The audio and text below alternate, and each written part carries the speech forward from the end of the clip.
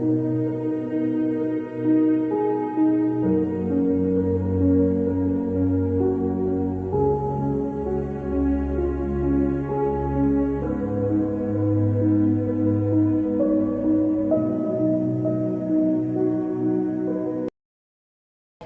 ማሳና ያ ማሳ ያ ሙሉ ሙሉ የተጠቀሙበት ነው። ኮንትሮል የሆነ ማሳ ነው። ልክ እንዳየነው በተመሳሳይ ቀን ተዘርቶ ተመሳሳይ ነገሮችን ተጨምሮ ግን ያን ሲከለከል ልዩነቱ እንዳየነው ነው። ፊዚካልም አለ ያየና ያለነው ነውና ያ ምንድነው እኛ ትልቁ ነገር እዚህ ነገር የምንወስደው ነገር ምንድነው እኛ በየጊዜው ግብአት ዋጋ እየጨመረ የመጣበት ሁኔታ አለ በየወቅቱ ማለት ነው። ስለዚህ ይሄንን ለመሸፈን አርሶ አደሩ አቅም የለውም። ለምሳሌ አንድ ሄክታር እኛ የምንጠቀመው 1 ኩንታል ነው። አቅም ያላቸው እስከ 5 ኩንታል ማዳበሪያ ኤንፒኤስ ይጠቀማሉ።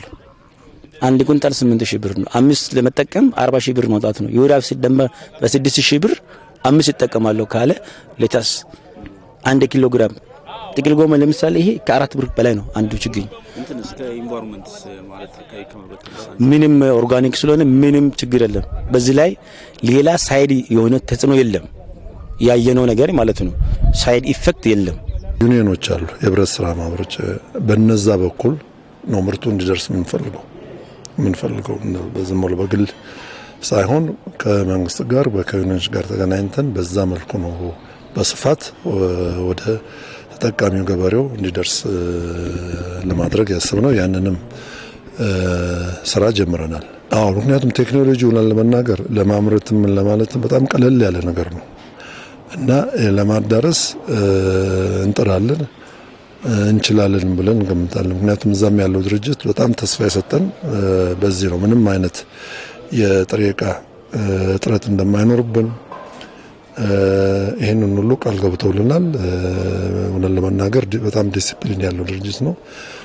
ቢዝነስ ኦሪየንትድ ብቻ የሆነ ድርጅትም አይደለም፣ ትንሽ ሶሻልም አለው እና በዚህ ምክንያት ተስፋ አለን እናደርገዋለን ብለን ነው የምናስበው። ይሄንን ባዮስቲሙሌተር በስፋት የምናየው ብዙ ነገር አለ።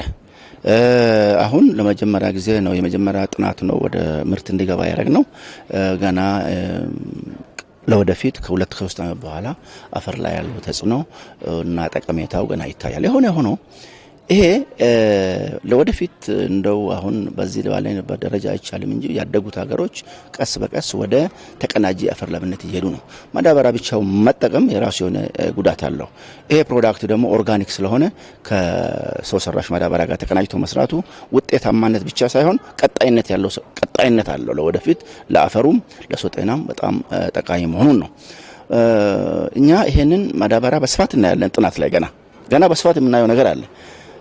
እነሱ አሁን ያሰቡት እና እኛ የምናስበው እነሱ ሪፕሌስመንት ነው ያሰቡት። ሪፕሌስመንት ማለት ማዳበሪያን በተወሰነ መልኩ እንዲተካ ነው። እኛ ደግሞ በተጨማሪ ይሄ ፕሮዳክት የሚሰራው በአይን በማይታዩ ጥቃቅን በማይክሮስኮፕ የሚታዩ አፈር ውስጥ ያሉት ደቂቅ አካላት ላይ ነው የሚሰራው። እነዚህ በጣም ቁጥር በቢሊየን ናቸው። በአንድ እፍኝ ውስጥ በአንድ የእጅ እፍኝ ውስጥ የሚገኝ እነዚህ ደቂቅ አካላት በአይን የማይታዩት በሚሊዮን ናቸው።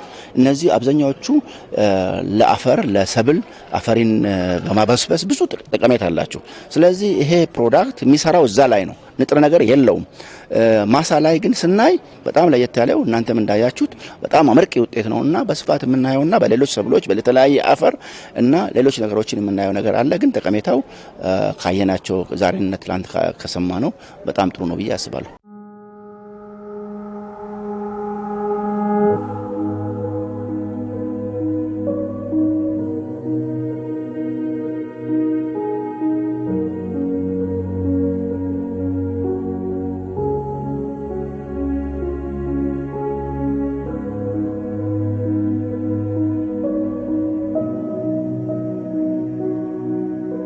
ካነበም ነው እና በስፋት ይሄን ነገር ለማየት የሞከርነው በኤሲያ በኢሮፕ እና በአፍሪካ ውስጥ በስፋት እየተሰራበት ነው።